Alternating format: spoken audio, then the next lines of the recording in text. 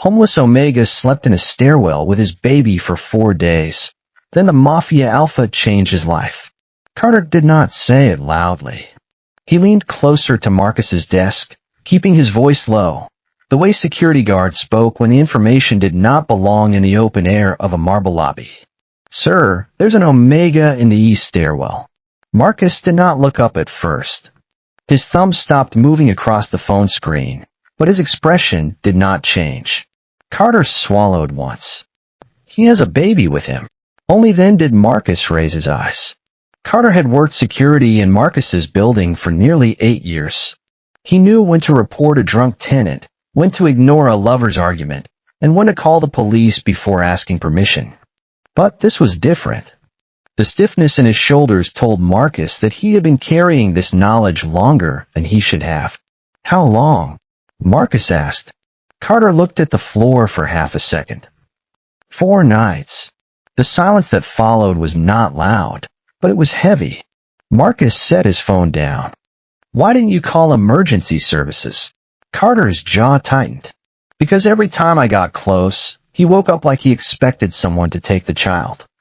He never begged, never caused trouble. He just moved further into the corner and held the baby tighter." Marcus stared at him. Carter added quietly, "He still has a hospital bracelet on his wrist." That changed something. Not on Marcus's face. Marcus was not a man whose emotions moved easily. He was an alpha who owned 3/4 of the block, a mafia-linked businessman whose name made lawyers lower their voices and debtors stop sleeping. But something behind his eyes sharpened. He stood. The elevator was closer, but Marcus walked past it and went to the east stairwell. The fire door opened with a dull metallic groan. Cold air breathed out from the concrete space beyond it.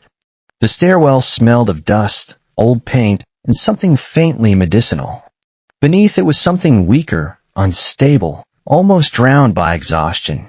Omega pheromones. Not sweet. Not inviting. Broken. Marcus climbed slowly.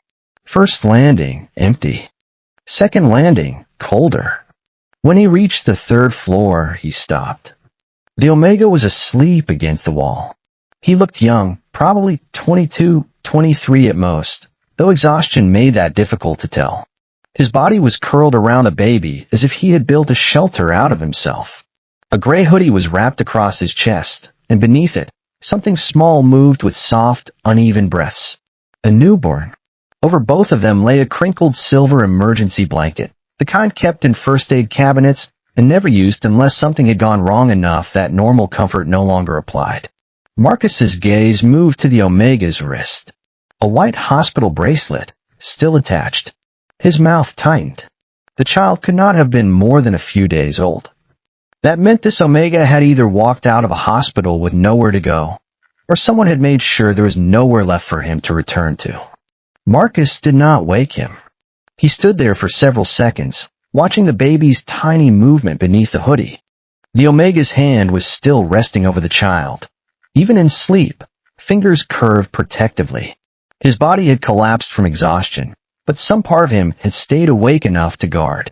Marcus looked at the blanket again. "Carter," he said when he returned to the lobby. The guard was standing behind the security desk with his hands clasped too tightly.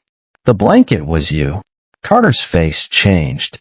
Not guilt, not pride, something quieter. "I couldn't leave them with nothing, sir." Marcus held his gaze for a long moment. "Good call." Carter exhaled like he had been holding his breath for 4 days. Marcus took out his phone and called his property manager. "The 9th floor unit," he said. "Have it opened, cleaned, heated, and stocked within the hour." A pause. "I understand it's early." Another pause. "Then wake someone." His voice stayed calm, but the calmness was the warning. "Food, formula, diapers, blankets, Omega recovery medication if the pharmacy has it. Anything a newborn needs. Anything a postpartum Omega needs." He listened for 3 seconds. "No, Marcus, that was not a request." He ended the call. Then he looked back at Carter. "When he wakes, you bring him to me. Not the police. Not another guard. You. Yes, sir. At 7:43 a.m., Carter sent one message. He's awake. Marcus ended a business call mid-sentence and went down. The Omega stood 3 feet from the security desk, awake. He looked even more fragile standing than he had sleeping. Too thin, too pale, dark circles carved deep beneath his eyes. But he held himself like someone ready for a fight. The baby was still pressed to his chest, wrapped inside the same gray hoodie. The silver blanket had been folded into a neat rectangle and held under one arm, as if he planned to return it. That detail bothered Marcus more than it should have. The Omega had nothing, and still he was trying not to take too much. Marcus stopped several feet away, giving him space. Marcus, he said. I own this building. The Omega's eyes moved over him with quick, practiced caution. He did not lower his head the way many Omegas did around a dominant alpha. If anything, his chin lifted. I know I was trespassing, he said. His voice was rough from sleep and dehydration, but steady. I'll leave. The baby shifted against him. Instantly, the Omega's hand moved to the child's back. Every part of him reoriented toward the baby before he looked at Marcus again. What's your name? Marcus asked. The Omega hesitated. It was not confusion, it was calculation. The kind learned by people who had discovered that giving information could be dangerous. Eli, he said finally. The baby. Another pause, shorter this time. Caleb. How old is he? Eli's hand tightened slightly over the hoodie. 4 days. Marcus looked at the hospital bracelet again. 4 days old. 4 nights in a stairwell. Something cold moved through him. There's an apartment on the 9th floor, Marcus said. It's empty. Furnished. Heated. You and Caleb can stay there for now. Eli's eyes hardened immediately. I'm not a charity case. The answer came too fast, like a sentence he had already needed too many times. Marcus did not soften his voice. He did not smile.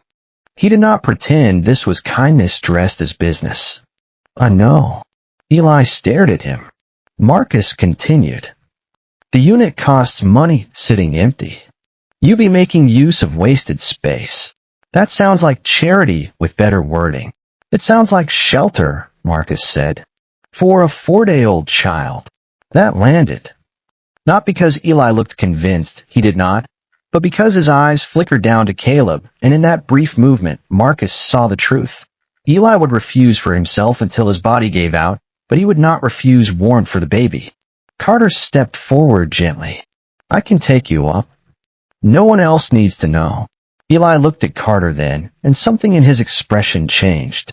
He glanced at the folded silver blanket in his own hand. You left this, he said quietly. Carter looked uncomfortable. It was cold. Eli did not thank him. Not yet. Maybe he could not afford to. But his grip on the blanket loosened. Marcus reached into his coat and took out a key his property manager had just brought down. He placed it on the security desk, not in Eli's hand. No pressure. No force. No alpha claiming space he had not been given. Stay until you decide your next move, Marcus said. That's all. Eli stared at the key. The lobby was silent around them, the kind of silence that waited for a life to change. Finally, Eli picked it up. For now, he said. Marcus nodded. For now. Eli followed Carter toward the elevator with Caleb held close to his chest and the silver blanket tucked beneath his arm. Marcus watched the doors close. Then he looked down at his phone, at the blank screen waiting in his palm, and made a decision that had not been on his schedule that morning. Because an Omega did not end up 4 days postpartum in a stairwell by accident. Someone had pushed him there, and Marcus was going to find out who. Eli did not sleep properly the first night on the 9th floor. His body tried to. Marcus noticed that immediately the next morning, when his property manager Marcus delivered paperwork to his office and casually mentioned that the Omega had been awake 3 separate times between midnight and dawn, walking the apartment with a baby against his chest. He keeps apologizing to the staff, Marcus said while setting down a folder. Even when nobody complains. Marcus looked up from his desk. About what? The baby crying. Existing. Taking space. Pick one. Marcus adjusted his tie. He also tried to ask how much the apartment costs, so he could calculate how long before he became a problem. Something unpleasant moved beneath Marcus's ribs. Not anger, exactly, something colder. A person did not speak like that unless someone had trained them to believe help always came with expiration dates. Marcus said nothing else. But later that afternoon, he went upstairs himself. The ninth-floor apartment was quiet when he entered. The smell hit first. Warm formula, fresh laundry, faint omega pheromones still unstable from exhaustion. And underneath all of it, the soft, clean scent of a newborn. Eli was asleep on the couch. Not fully asleep, more like his body had shut down mid-task.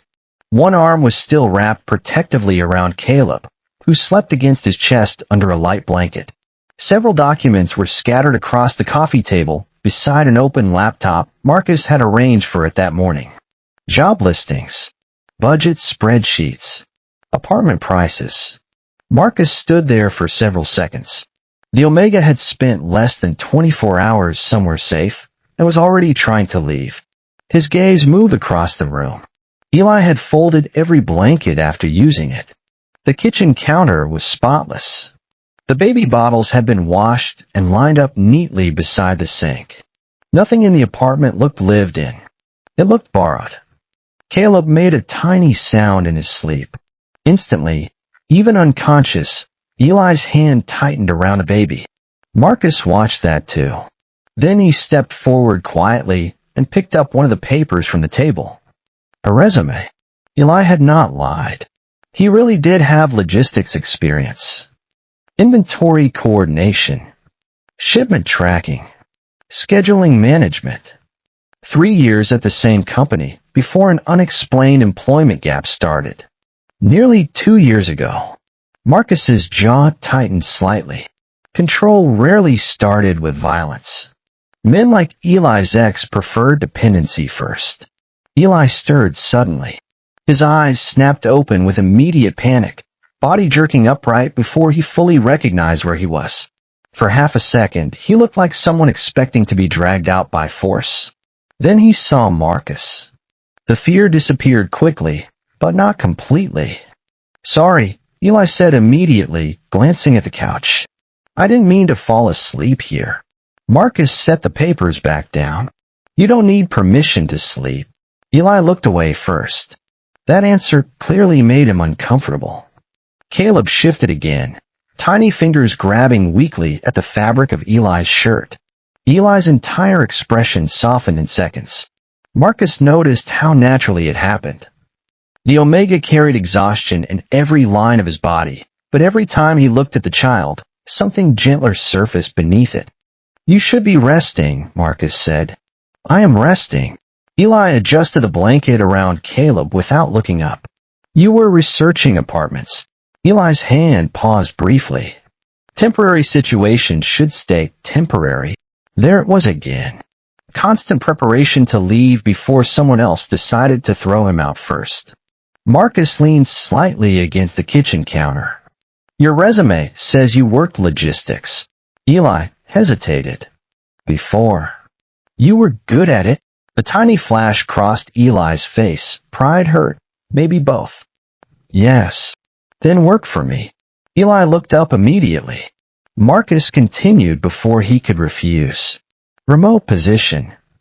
Logistics coordination. My company actually needs someone. His tone stayed level. You be paid normally. Eli stared at him carefully, clearly trying to figure out where the trap was. I just had a baby 4 days ago. I'm aware. You can't come into an office. I might need breaks. Then take them. Suspicion still lingered in Eli's expression. Why are you doing this? Because your hands were shaking while holding a newborn in a concrete stairwell. Because someone made you believe survival and dignity could not exist together. Because Marcus remembered being 16 years old and watching his own mother apologize for things that were never her fault. But he said none of that. You have experience, Marcus answered simply. And I dislike wasted talent. Eli went quiet. Caleb began fussing softly then, face twisting with the warning signs of incoming crying. Eli immediately shifted him higher against his shoulder, gently patting his back with practiced rhythm, despite barely being a parent for a week. Marcus watched for a moment. "You learn fast," he said before thinking. Eli blinked once. With him. You learn fast with him. Something small changed in Eli's face. Not a smile, exactly, more surprised that someone had noticed the effort instead of the struggle. "You don't really get a choice," he murmured. The baby calmed slowly. For some reason, Marcus stayed longer than he intended. He sat at the kitchen island while Eli warmed formula and reorganized the diaper bag for the third time that hour. The apartment remained quiet in a strangely comfortable way. No performance. No forced conversation. Just the occasional soft noise from Caleb and the city moving faintly beyond the windows. "You can stop waiting for me to ask questions," Eli said suddenly. Marcus looked at him. "You've obviously looked into me already." Direct. Still defensive, but honest. Marcus did not deny it. "Yes." Eli gave a short nod, like he had expected that answer. "He told you I'm unstable?" "No." Eli's hand paused briefly on the bottle warmer. "That's what he'll tell everyone eventually." Marcus's expression darkened slightly. "Who?" "Julian." The name carried no love anymore. Only exhaustion. Eli stared down at the counter while speaking. "He comes from one of those alpha families that care more about bloodlines than people. I knew they hated me, but I thought," he stopped himself quietly, "I thought having Caleb would make him choose us." The silence afterwards stretched longer this time. Then Eli said the part that mattered. Instead, he started preparing to erase me. Marcus's fingers stilled against the coffee cup in his hand. Eli finally looked at him again, and for the first time since entering the building, Marcus saw something underneath all the caution and pride, fear. Real fear. "He's not trying to take Caleb because he suddenly cares about being a father," Eli said quietly. "He needs an heir. I'm just the omega who carried one." Something cold settled fully into place inside Marcus. Not sympathy. Not pity. Protectiveness, the dangerous kind. At that exact moment, Caleb made a soft whining sound from Eli's arms and reached outward blindly with one tiny hand, toward Marcus. Both men noticed it. Eli looked startled. Marcus stayed completely still as the baby's fingers wrapped weakly around his thumb. Caleb stopped fussing almost instantly. The apartment fell quiet. Eli stared at the scene for several long seconds before speaking softly, almost to himself. He doesn't usually calm down this fast. Marcus looked at the child, gripping his hand like he already trusted him. Then his phone vibrated. A message from one of his investigators appeared on the screen. "Background check complete. Found communications between Julian and family attorneys dating back 6 months before birth."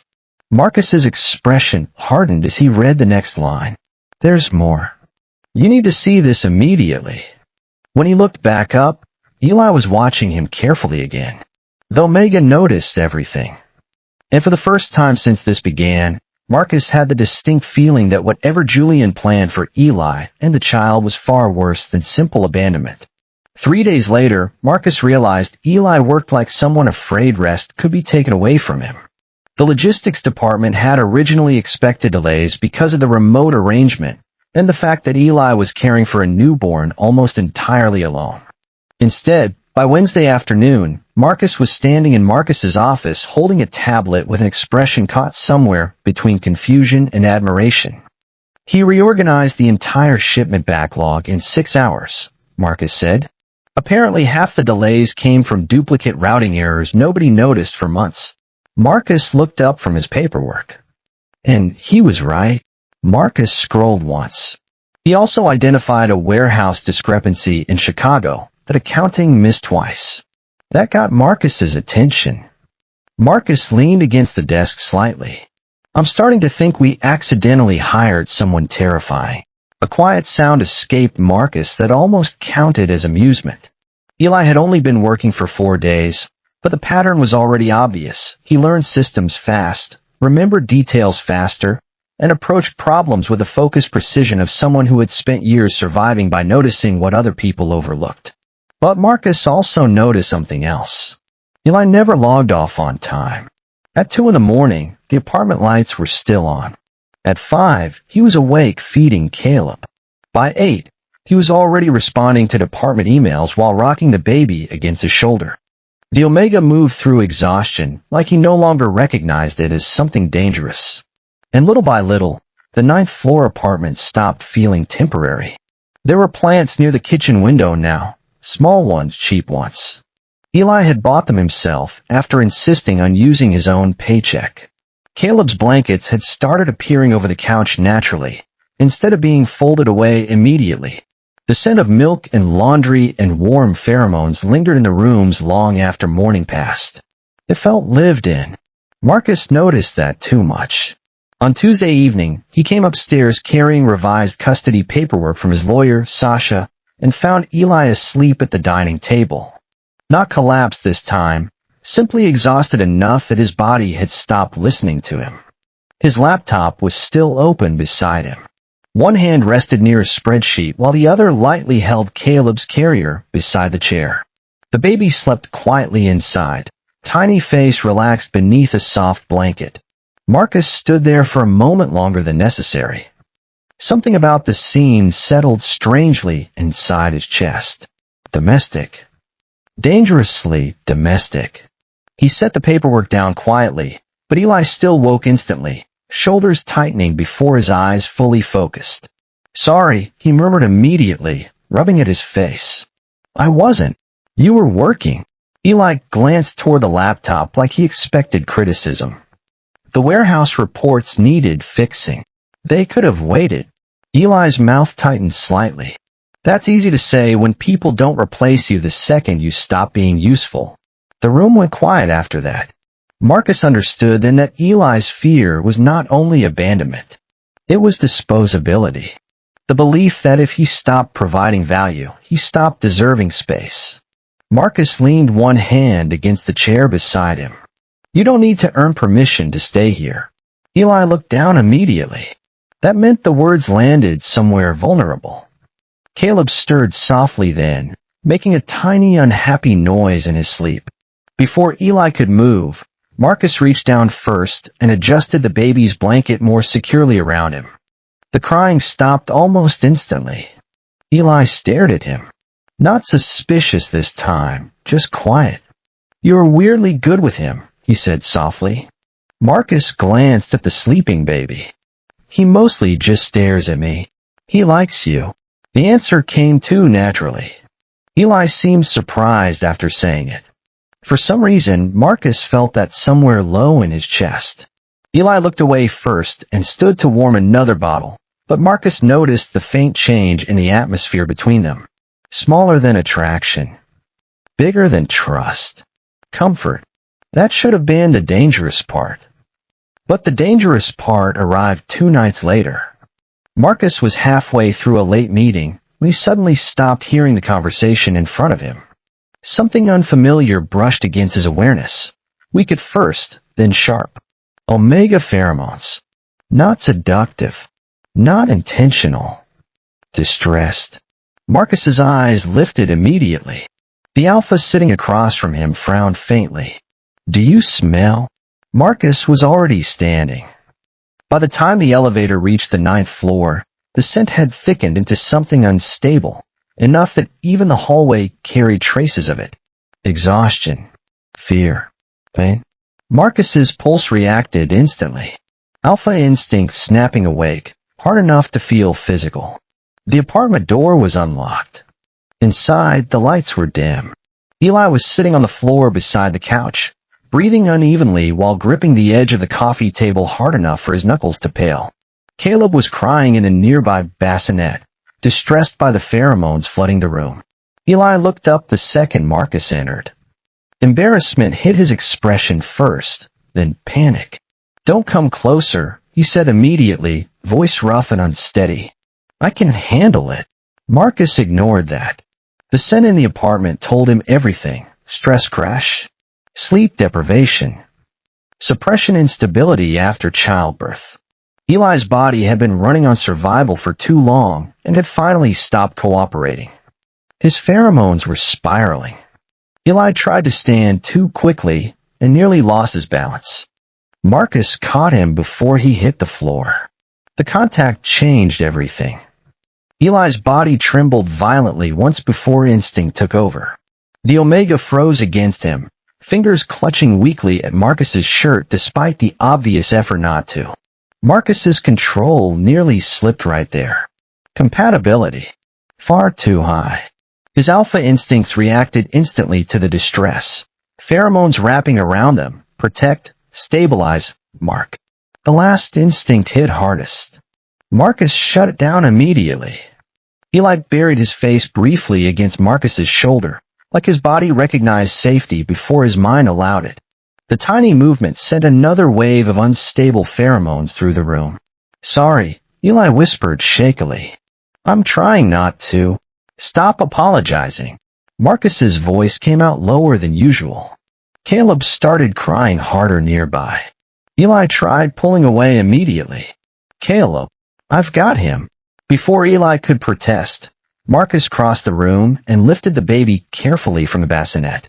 Surprisingly, Caleb calmed within seconds against his chest, small hands gripping the fabric of Marcus's shirt while soft hiccuping breaths replaced the crying. Eli stared at the sight like he did not fully know what to do with it. Marcus looked back at him. Sit down. For once, Eli listened. The next hour passed quietly. Marcus stayed beside him on the couch while the Omega's pheromones slowly stabilized under the pressure of a stronger alpha presence. He kept enough distance not to overwhelm Eli, but close enough that Eli's instincts could settle. At some point, Eli stopped fighting the exhaustion. His head tipped slowly against Marcus's shoulder, then stayed there. Marcus looked down. Eli had fallen asleep sitting upright, one hand still loosely curled in the fabric near Marcus's sleeve, like letting go completely was impossible, even unconscious. Caleb slept in Marcus's arms. The apartment was silent except for soft breathing and distant city noise beyond the windows. And for the first time in years, Marcus felt something dangerous unfold quietly inside his chest. Not instinct, not obligation, attachment, real enough to scare him. Hours later, sometime near dawn, Eli stirred awake slowly. For several seconds, he looked disoriented, still half asleep against Marcus's shoulder. Then realization hit. Eli pulled back immediately. I'm sorry. There you go again. Embarrassment colored Eli's face faintly. You stayed all night. Yes. Why? Marcus looked at him for a long moment. Because leaving suddenly felt impossible. But instead, he answered simply, you needed someone here. Eli went quiet after that. Completely quiet. Then, just before Marcus stood to leave, warm fingers closed weakly around his hand. Not intentional. Not fully conscious. But enough. Both of them froze at the contact. And neither one pulled away first. By the following week, the 9th floor no longer felt like a temporary arrangement pretending to be one. The change happened in small ways first. Caleb's toys appeared permanently beside the couch, instead of being packed away each evening. Eli stopped flinching every time someone knocked on the apartment door. The kitchen shelves slowly filled with groceries he personally chose instead of emergency supplies Marcus had purchased on the first day. Even the scent of the apartment had changed. It no longer smelled only of recovery medication and newborn formula. It smelled warm now. Familiar. Dangerously familiar. Marcus noticed that more than anyone. Tuesday evenings became routine without either of them discussing it. Marcus would come upstairs after work under the excuse of legal updates from Sasha or security reports involving the custody situation. But the conversations gradually drifted away from paperwork. Sometimes he sat at the kitchen counter while Eli worked remotely beside him, with Caleb asleep nearby. Sometimes Eli made coffee without asking whether Marcus wanted any, because somehow he already knew the answer. None of it should have mattered as much as it did. But it did. And that was exactly the problem. You're getting attached. Sasha said it casually one Friday afternoon while standing in Marcus's office reviewing custody documents. But the silence afterward revealed how accurate the statement was. Marcus looked up slowly. That sounds dangerously close to commentary. It is commentary. She flipped another page. You've spent the last 12 years avoiding emotional dependency like it's a contagious disease. Now you're personally reviewing baby formula brands. That's called efficiency. That's called an omega and a child moving into your life. Marcus's jaw tightened faintly. Sasha watched him for another second before setting the folder down. You know what concerns me more than the custody case? She asked. The fact that you're pretending this still feels temporary. Marcus said nothing, because he could not argue with it honestly anymore. Upstairs, Eli was slowly becoming aware of it too. Not just Marcus's protectiveness, that had been obvious for a while now. It was the consistency that unsettled him most. Marcus always came back, always answered calls, always noticed when Eli skipped meals or pushed himself too hard. No one had ever stayed that steadily in Eli's life without eventually demanding something painful in return. That expectation still lived inside him, no matter how safe the 9th floor started to feel. Which was why the media attack hit harder than it should have. It started online Saturday morning. An anonymous article appeared questioning the stability of an unnamed omega involved in an ongoing custody dispute with a politically connected alpha family. By afternoon, more details leaked. Claims about pheromone instability. Claims about emotional unpredictability after childbirth. Claims about unsafe behavior around the child. None of it used Eli's name directly. But it did not need to. By evening, his hands were shaking while reading the comments on his phone. Omegas like that shouldn't raise heirs. Someone unstable shouldn't keep custody. The child deserves a proper alpha household. Eli stared at the screen until the words blurred. He should have expected this. Julian's family would never fight quietly. But seeing strangers discuss him like damaged property dragged something old and ugly back to the surface. Not enough. Never enough. Caleb began fussing softly from the couch beside him, sensing the distress in his pheromones. Eli immediately locked the phone and forced himself to breathe normally before lifting the baby into his arms. It's okay, he whispered automatically, though he was no longer sure whether he meant the child or himself. The apartment door opened 30 minutes later. Marcus stepped inside, took one look at Eli's face, and understood immediately. You saw it. Eli gave a humorless laugh. Hard to miss. Marcus loosened his ties slowly. The articles will be removed. That's not really the point. No, Marcus agreed quietly. It isn't. Eli looked down at Caleb. They're going to keep doing this until the court believes I'm unstable enough to lose him. Marcus's expression darkened slightly. Sasha already expected escalation. We're handling it. That's easy for you to say. The words escaped sharper than Eli intended. Exhaustion immediately crossed his face afterward. Sorry. He stopped and pressed one hand briefly over his eyes. I'm tired. Not physically. Emotionally. Marcus understood that too well. For a long moment, neither spoke. Then Marcus crossed the room and gently took the phone from Eli's hand before locking the screen completely. Stop reading comments written by people who would sell their own families for attention. Eli looked up at him quietly. You really think we can win this? Yes. You sound very certain. I am. Eli searched his face for several seconds, like he genuinely did not understand how someone could sound that confident while standing beside him. That same night, Marcus stayed longer than usual. Caleb refused to sleep unless someone held him. After almost 40 minutes of pacing the apartment, Eli finally sank onto the couch looking exhausted enough to collapse. Give him here, Marcus said. Eli hesitated instinctively, then passed the baby over carefully. Caleb settled against Marcus almost immediately. Eli stared. That's unfair, he muttered softly. I spent hours learning how to do that. Marcus glanced down at the child. Maybe he just has good instincts. Eli smiled before he could stop himself. A real smile this time. Small, tired, but genuine. Marcus felt something tighten unexpectedly in his chest at the sight. Dangerous again. Later that evening, Eli fell asleep at the dining table while reviewing custody paperwork. Marcus found him there after finishing a phone call with Sasha. The laptop screen still glowed beside scattered legal documents. Eli's head rested against one arm while exhaustion finally pulled him under completely. Marcus stood there for a long moment. Then he quietly moved closer. He shut the laptop first, gathered the paperwork into one stack second. Finally, after another hesitation he did not entirely understand, he slid one arm beneath Eli's knees and the other around his back.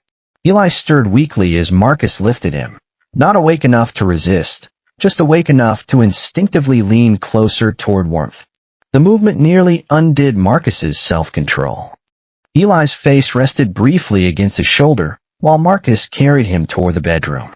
Soft omega pheromones lingering close enough to blur the sharp edges of Marcus's instincts. Nothing about this should have felt intimate. And yet every second of it did. When Marcus lowered him carefully onto the bed, Eli's fingers caught weakly against the front of his shirt. "Don't go yet," Eli murmured, half asleep. The words hit harder than they should have. Marcus stayed still. Eli was not fully conscious. He probably would not even remember saying it in the morning. But the vulnerability in his voice pulled at something Marcus had spent years locking down carefully. Eventually, Eli relaxed again, slipping deeper into sleep. Only then did Marcus gently free himself and leave the room. But he did not leave the apartment. Instead, he stood alone beside the living room windows with the city lights spread below him while Caleb slept quietly in a nearby bassinet. His phone vibrated. He answered immediately. "We have a problem," Sasha said without greeting. Marcus's expression hardened. "What happened?" "Julian filed additional documentation tonight. He's claiming your Omega's pheromone instability creates a dangerous environment for the child." Marcus's jaw tightened. Sasha continued, "There's more. One of Julian's family representatives requested emergency evaluation rights. That made Marcus go still.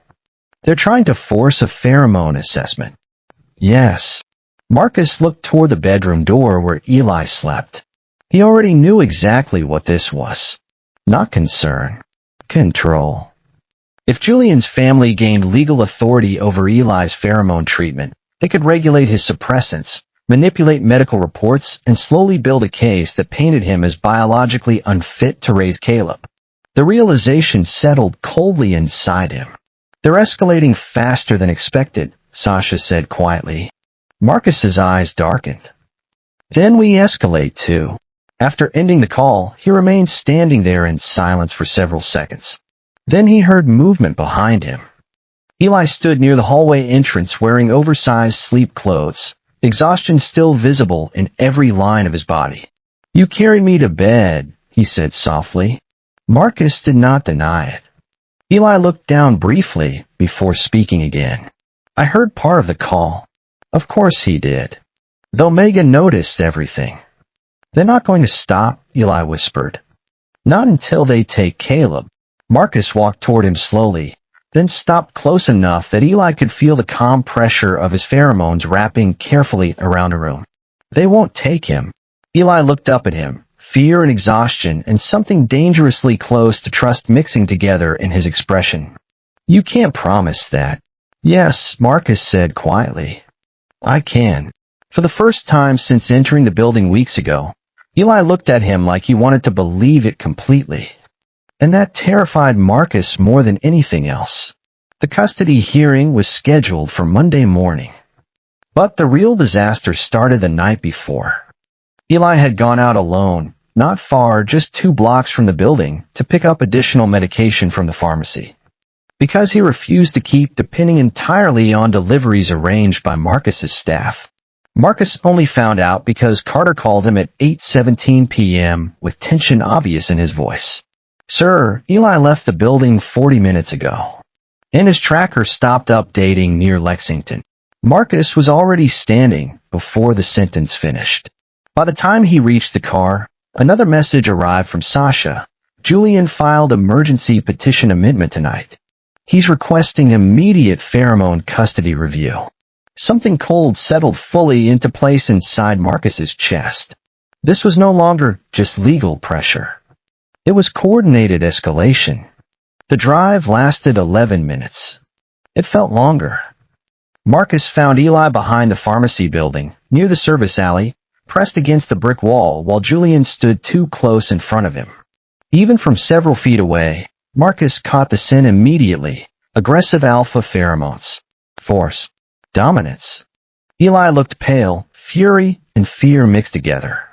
One hand gripped the medication bag tightly, while the other pushed weakly against Julian's chest. "I said don't touch me." Julian laughed softly, the sound polished and cruel at the same time. "You really think you can win tomorrow looking like this?" His gaze dragged over Eli's face. "You already smell unstable." Eli's shoulders tightened. Marcus saw the exact moment the Omega realized another alpha had entered the alley. Relief flashed across his expression before he could hide it. Julian noticed too. His eyes shifted toward Marcus slowly, irritation replacing amusement. "So this is the alpha you've been hiding behind." Marcus kept walking forward. Calm. Controlled. Terrifyingly calm. "Step away from him." Julian smirked faintly. "This concerns my family." "No," Marcus said quietly. "It concerns an Omega who told you to stop touching him." The alley fell silent. Julian's expression hardened slightly. "You don't understand what Eli is involved in." "I understand enough." Julian stepped closer to Eli intentionally then, fingers catching the Omega's wrist hard enough to leave visible pressure marks. "He belongs to my bloodline. That child is mine." Eli visibly flinched. That was the mistake.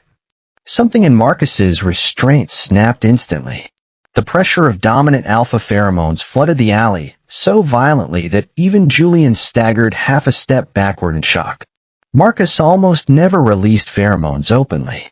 Men at his level did not need to. But now the control vanished beneath something far more dangerous. Protectiveness. Pure, instinctive alpha aggression. Eli inhaled sharply behind Julian. Marcus caught the faint spike of startled Omega pheromones. Julian recovered first, jaw tightening. "You think intimidating me changes the court tomorrow?" "No," Marcus answered evenly. "But this changes tonight." Then Marcus grabbed Julian by the collar and shoved him backward, hard enough to slam him against the alley wall. Everything after that happened fast. Security appeared first. Marcus's men, already moving the second Carter, reported Eli missing. Julian's driver rushed forward, then stopped immediately after seeing the expression on Marcus's face. Everyone in the alley understood the same thing at once. Marcus Callahan was dangerously close to violence. Eli stepped forward quickly before the situation crossed that line completely. Marcus. That single word did more than the security team could have. Marcus looked back immediately. Eli's breathing was uneven now, stress and forced alpha pheromones pushing his already fragile condition dangerously close to another collapse. His fingers still shook around the medication bag. "Please," Eli whispered softly. Not protecting Julian. Protecting Marcus. That realization cooled the rage enough for Marcus to let go. Julian straightened slowly, expression dark with humiliation. But even then, his eyes remained fixed on Eli. "You really think he'll keep protecting you forever?" he said quietly. "Alphas like him don't build families with Omegas like you. The second this becomes inconvenient, you'll disappear." The words landed harder than Julian probably realized. Eli's face lost color instantly, because part him still believed it. Marcus saw that too. And for the first time since this began, something almost painful moved through his chest. Not anger toward Julian. Anger toward every person who had taught Eli that love always ended with abandonment. Leave, Marcus said coldly. Julian looked like he wanted to say more, but one glance at the security surrounding the alley changed his mind. He finally turned and walked away. The silence afterward felt heavier somehow. Eli stood motionless for several seconds before his knees suddenly weakened. Marcus caught him immediately. The second their bodies touched, Marcus knew something was wrong. Eli's pheromones were spiraling again, not from heat, from stress overload. Get the car, Marcus ordered sharply, without looking away from Eli. The drive back to the building was intense silence. Eli sat beside Marcus in the back seat, holding the medication bag tightly while fighting visible trembling through his entire body. You should have let him hit me, Marcus said finally. Eli looked at him in disbelief. That's your takeaway from tonight?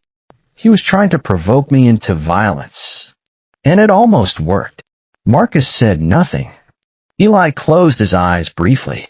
I can't keep ruining your life like this. That sentence hit harder than the alley confrontation had. Marcus turned toward him fully.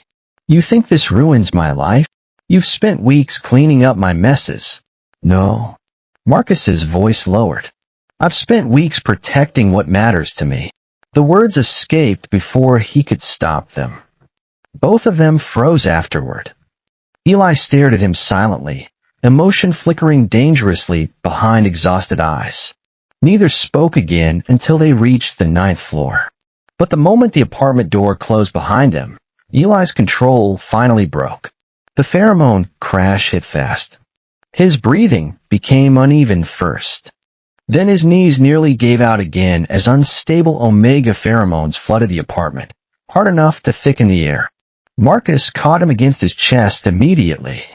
Eli buried his face against Marcus's shoulder with a small, broken sound he clearly never intended anyone to hear. I'm tired, he whispered shakily. I'm so tired of fighting everyone. The confession nearly destroyed Marcus's remaining restraint. He guided Eli carefully onto the couch while Caleb slept peacefully in the next room, unaware of the war surrounding his existence. Eli tried reaching for his suppressants with trembling fingers, but Marcus stopped him gently. You've pushed your body too far already. If I don't stabilize, you won't do it alone. Eli looked up at him then. Really looked at him. Not like a landlord. Not like a powerful alpha helping temporarily. Like someone trying desperately to decide whether trust was survivable. The doctor said compatibility matters, Eli said softly. Mine and yours. I know. Silence stretched between them. Then Eli asked the question both of them had been avoiding for weeks. Why are you still here? Because somewhere between the stairwell and the 9th floor, you stopped feeling temporary. Because Caleb reaches for me like I belong beside him. Because this apartment feels more like home with you in it than my penthouse ever did. But Marcus had never been good with fragile truths. Instead, he reached up slowly and brushed shaking fingers away from Eli's face. Because I want to be. Eli's breath caught softly. Then, before fear could stop him, Eli leaned forward first. The kiss was hesitant at the beginning, careful, almost trembling. Like someone testing whether gentleness could really exist without hidden cruelty beneath it. Marcus lost control the second Eli touched him. One hand moved instinctively to the back of Eli's neck while he kissed him deeper, slower, careful not to overwhelm him despite every alpha instinct demanding more. Eli's fingers tightened weakly against Marcus's shirt as unstable pheromones slowly calmed between them. No force. No claiming. Just relief. When they finally pulled apart, Eli rested his forehead briefly against Marcus's shoulder, breathing unevenly. I don't want to become dependent again, he admitted quietly. Marcus held him closer. Carefully. Then don't. Eli looked up, confused. Marcus's thumb brushed lightly across his cheek. Stay, because you choose to. Not because you need to survive. Something inside Eli finally cracked open completely at those words. And when Marcus lowered his head to place a temporary mark gently against the side of Eli's neck, not hard, not possessive, just there, it did not feel like ownership. It felt like safety. From the nearby bassinet, Caleb stirred sleepily before opening his eyes halfway and reaching tiny arms toward Marcus. Then, still barely awake, the child mumbled one soft word, Alpha. Neither of them breathed for a second after that. Monday morning arrived gray and cold, the kind of weather that made the city feel harder than usual. Eli barely slept after the night before. Every time he closed his eyes, he felt the warmth of Marcus's hand against his neck again. The lingering steadiness of the temporary mark calmed the chaos his body had carried for weeks. It frightened him a little, how safe it felt. Not because of the mark itself. Omega instincts responded to compatible alpha pheromones naturally. That part was biological. What unsettled him was the emotional relief underneath it. For the first time in months, maybe years, Eli woke without immediately feeling afraid. That realization was far more dangerous. The courtroom was already crowded when they arrived. Julian sat near the front beside his attorneys and several members of his family's legal team, all dressed in carefully controlled professionalism. They looked confident when Eli entered. Then they saw Marcus walking beside him. The confidence shifted immediately. Marcus did not touch Eli while entering the courtroom, but his presence wrapped around him anyway, calm, controlled, protective without needing performance. Caleb slept quietly in his carrier against Eli's chest while Sasha organized the final documents at the table. "You okay?" she asked quietly. Eli nodded once. "I think so." That was not entirely true. His stomach twisted violently beneath the calm expression he forced onto his face. The courtroom lights felt too bright, too exposed. Every fear Julian had planted over the last several years still existed somewhere inside him, whispering the same thing over and over. "You are replaceable. You are temporary. You are not enough to keep." Then Marcus's hand brushed lightly against the small of his back while guiding him toward the chair. And the spiraling thoughts quieted. Just enough for Eli to breathe again. The hearing began 20 minutes later. Julian's legal team presented first. They pushed hard on pheromone instability, emotional unpredictability after childbirth, and the supposed need for a structured alpha household to protect Caleb's future as a potential heir. Eli listened silently while they discussed his life like a defective legal problem needing management. At some point, the humiliation faded into exhaustion. Then Sasha stood. Everything changed after that. Unlike the other attorneys, she did not perform outrage or theatrics. She simply started laying evidence onto the table, piece by piece, until the entire shape of the manipulation became impossible to ignore. The hospital discharge timeline. The apartment lock change during labor. The messages between Julian and family attorneys dating back months before Caleb's birth.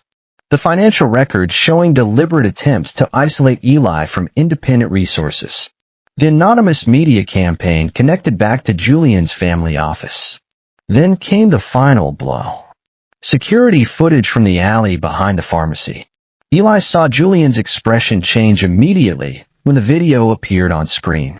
The courtroom watched silently as the footage showed Julian grabbing Eli's wrist while forcing aggressive alpha pheromones into the interaction despite clear verbal refusal. The room became very quiet afterward. Sasha's voice remained calm. The petitioner has repeatedly attempted to weaponize biological hierarchy and pheromone regulation in order to gain coercive control over the respondent and child. She paused briefly before continuing. This is not concern for parental welfare. This is possession disguised as legal structure. For the first time since entering the courtroom, Julian looked uncertain. The judge noticed too. Questions followed rapidly after that, not toward Eli, toward Julian's legal team, toward the manipulated reports, toward the family influence surrounding the case. The structure Julian spent months building started collapsing in real time.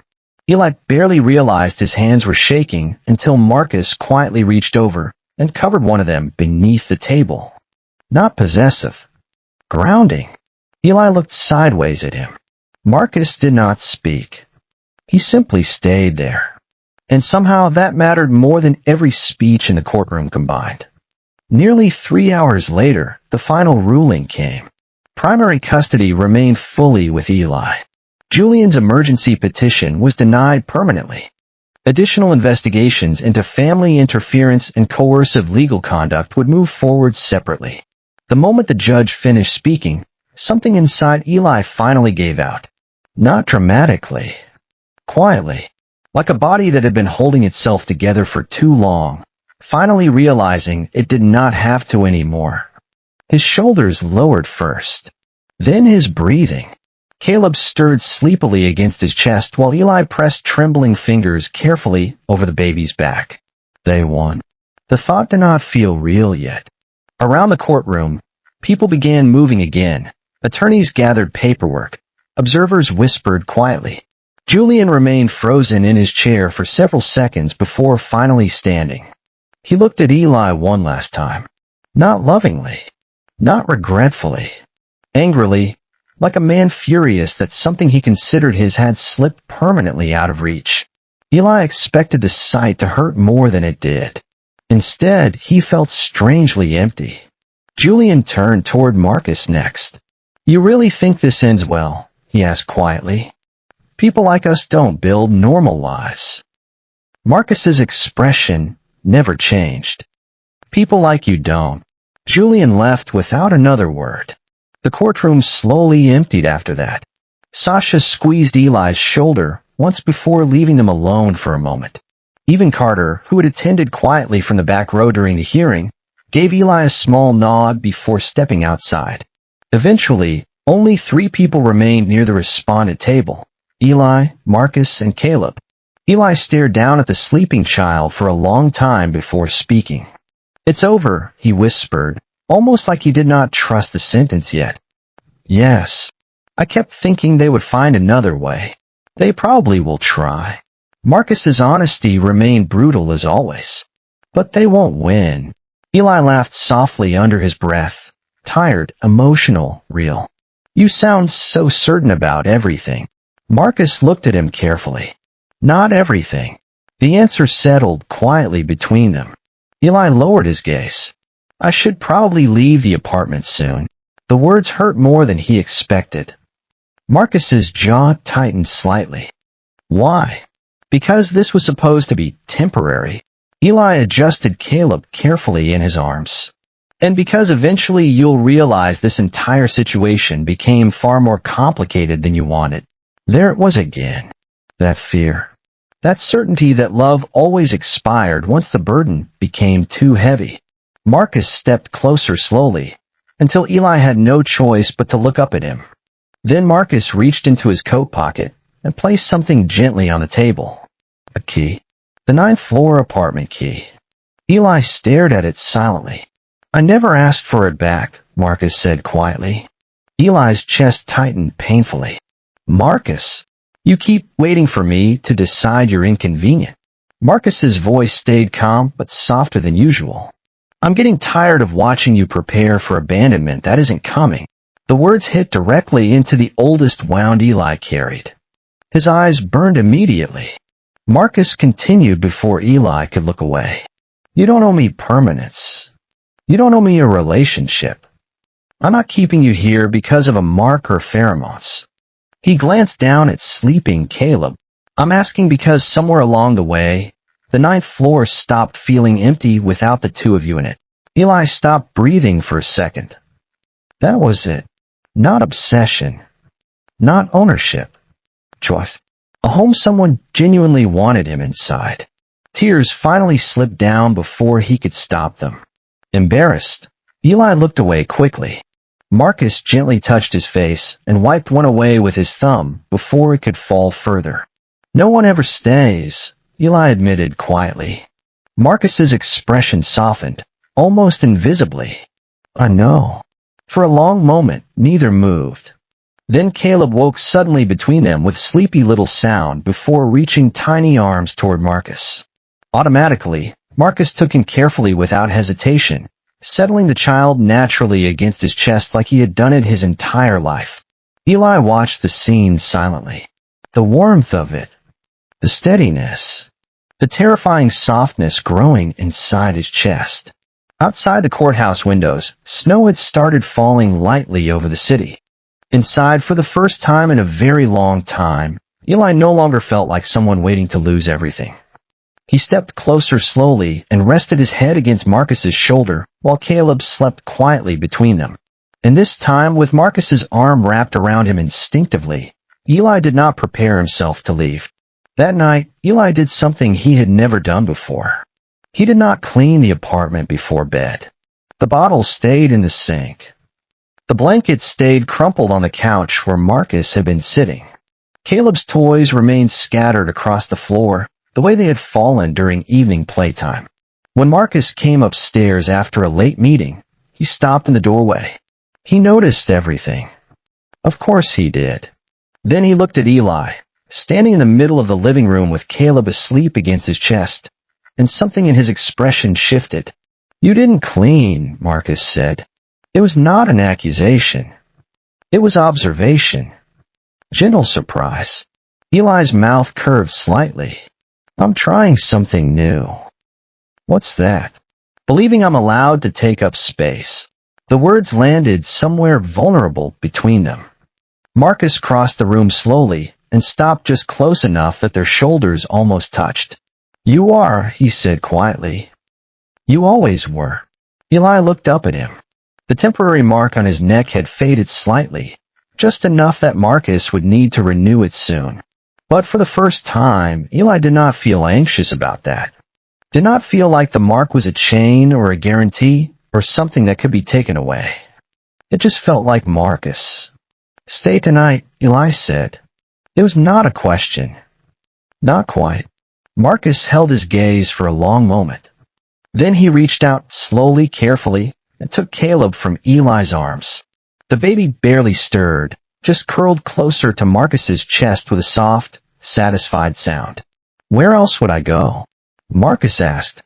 And when Eli woke the next morning, warm, tangled in sheets that smelled like both of them, with Caleb making sleepy noises in a bassinet beside the bed and Marcus's arms still heavy across his waist, he did not panic. He did not calculate how long this would last. Did not count down the days until someone decided he was too much. He just closed his eyes again and stayed. Extra story: the first heat. 3 months later. Eli noticed it first in the elevator. The warmth started low, somewhere behind his navel, deep enough that he almost dismissed it as exhaustion. He had been working late again, reorganizing the warehouse logs Marcus had mentioned needed attention, and sleep had been scarce between Caleb's teething and his own restless dreams. But when the elevator doors opened onto the 9th floor, the warmth did not fade. It spread. No. Eli stopped walking halfway to the apartment door. His hand tightened around the key. He knew this feeling, recognized the slow, insidious crawl of heat beneath his skin, the way his body began softening at the edges, the way his scent would already be changing even if he could not smell it himself. Not now. Please, not now. The suppressants have been working. They have been working for weeks. But the stress of the custody battle, the physical toll of postpartum recovery, the temporary mark Marcus had placed that night in the alley, it had all been shifting something inside him, recalibrating his biology in ways he had not anticipated. And now his heat was coming. Eli forced himself to walk, to unlock the door, to step inside the apartment where Caleb slept peacefully in his nursery, with a scent of laundry and formula, and Marcus lingered in every room. He made it to the bathroom before his knees buckled. The counter was cold against his palms as he gripped the sink and breathed, in through his nose, out through his mouth, the way his old doctor had taught him, the way that never really worked. His phone was in his pocket. He should call someone. He should call Marcus. No. Eli pressed his forehead against the mirror and squeezed his eyes shut. He could handle this. He had handled heats before alone, in that cramped studio apartment Julian had kept him in, with nothing but a locked door and the memory of cold indifference on the other side. He could handle this.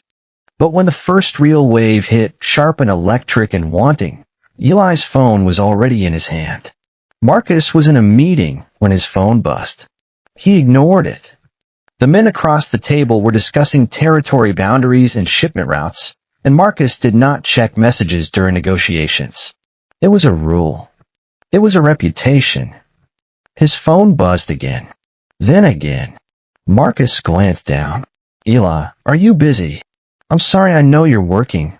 Never mind, I'll handle it. Marcus's hand closed around the phone before he made a conscious decision to move it. Marcus, handle what? 3 dots appeared. Disappeared. Appeared again. Eli, nothing. Go back to your meeting. Marcus stood up. The men across the table went silent. They had learned over the months that sudden stillness from Marcus Callahan meant something had changed. Something had shifted. Something required his attention more urgently than their contracts and their compromises. The meeting is adjourned, Marcus said. No one argued. The elevator ride took 47 seconds. Marcus counted. When the doors opened on the 9th floor, the scent hit him immediately, thick and sweet and desperate. Omega pheromones flooding the hallway like water through a broken dam. Eli's scent, but stronger than Marcus had ever smelled it. Louder, calling. Marcus's alpha instincts roared to life, so fast his vision blurred at the edges. Heat. Protect. Flame. He shut the door behind him and leaned against it for half a second, just long enough to force air into his lungs, to shove the most violent instincts down into the place where he kept things locked away. Then he walked toward the bedroom. Eli was curled on the bed. He had made an attempt at preparation. There were water bottles on the nightstand, a blanket pulled over the lower half of his body, his suppressant bottle empty on the floor where he had dropped it. But none of that mattered now. His skin was flushed. His eyes were glassy. And when he looked up and saw Marcus standing in the doorway, a sound escaped him that Marcus had never heard before, high and broken and relieved. You came, Eli whispered. Marcus crossed the room in 3 strides. He lowered himself onto the edge of the bed, close enough that Eli could feel the heat radiating off him, not close enough to touch. Not yet. How long? Marcus asked. An hour. Maybe less. I don't. Eli's breath hitched as another wave rolled through him. His back arched involuntarily, fingers twisting in the sheets. I didn't want to call you. I was going to. You were going to what? Go through this alone. Eli's jaw tightened. Even now, flushed and trembling and barely coherent, his pride remained. I've done it before. I know. Marcus reached out slowly, carefully. He placed his hand on the mattress beside Eli's hip, not touching, just there. Promise. That's exactly why you're not doing it again. Eli stared at him. The glassiness in his eyes flickered with something sharper, fear maybe, or hope, or both. You don't have to, Eli said quietly. I know you didn't sign up for. I signed up for you. Marcus's voice was low, steady. The same voice he used in boardrooms and negotiations and moments when lives hung in the balance. The whole thing, Eli. Not just the parts that are easy. Eli's breath caught. Another wave hit, harder this time, and his control fractured audibly. A whimper escaped him. His hand shot out and grabbed Marcus's wrist. Please, he gasped. I can't. I know what you need. Marcus shifted onto the bed. He moved slowly, every movement deliberate, every touch announced before it landed. He had studied this. Sasha had sent him articles after the temporary mark, and Marcus had read every single one. How to support an omega through heat. Creating a safe environment for postpartum mating cycles. The difference between assistance and overwhelm. He reached for Eli's face first, cupped his jaw, turned it gently until their eyes met. You tell me if anything feels wrong, Marcus said.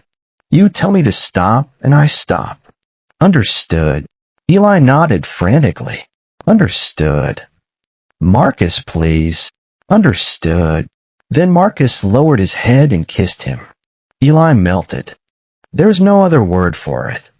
The moment Marcus's lips touched his, every rigid line of Eli's body softened, opened, surrendered.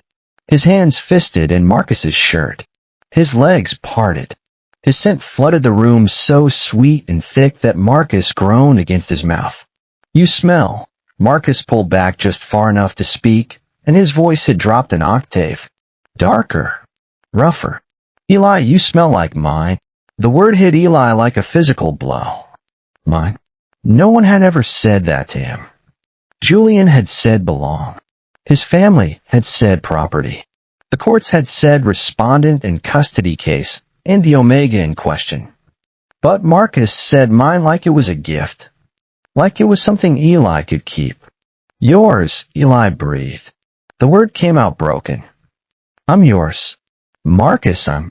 Whatever he was going to say dissolved into a moan as Marcus's mouth found his neck. The temporary mark was still there, faint now, almost healed, but Marcus kissed it anyway, traced it with his tongue, soothed the skin beneath it until Eli was shaking. "I'm going to mark you again," Marcus said against his throat. "Properly this time. Permanently. But not until you ask me. Not until you're sure." Eli's laugh was half sob. "I've been sure. You've been surviving." Marcus pulled back and looked at him, really looked. At the flush across his cheeks. At the tears clinging to his lashes. At the desperate, wanting, terrified hope in his eyes. "I need you to want this," Marcus said quietly. "Not because your body needs an alpha. Not because you're scared I'll leave. I need you to want me." Eli reached up and touched Marcus's face. His fingers were trembling, but his voice was not. "I want you," he said. "Not because of the heat. Not because of Caleb. Not because you gave me an apartment or a job or a lawyer." His thumb traced Marcus's cheekbone. "I want you because you saw me in a stairwell with nothing, and you didn't ask what I could do for you. You just stayed." Marcus's eyes closed. For one long moment, he did not move, did not speak. Just breathed, Eli's scent filling his lungs, Eli's words settling somewhere deep and permanent inside his chest. Then he opened his eyes, and something in them had shifted. The control was still there, would always be there, but beneath it something raw had surfaced. Something Eli had never seen before. Vulnerability. "Eli," Marcus said, "I need you to understand something." "What?" Marcus took Eli's hand and pressed it flat against his own chest, over his heart. It was pounding, racing. Nothing like the calm, controlled alpha everyone else saw. "I haven't slept properly since you moved into this building," Marcus said, "because every night I lie in my penthouse and wonder if you're okay. If Caleb is okay. If you've changed your mind about staying." Eli's lips parted.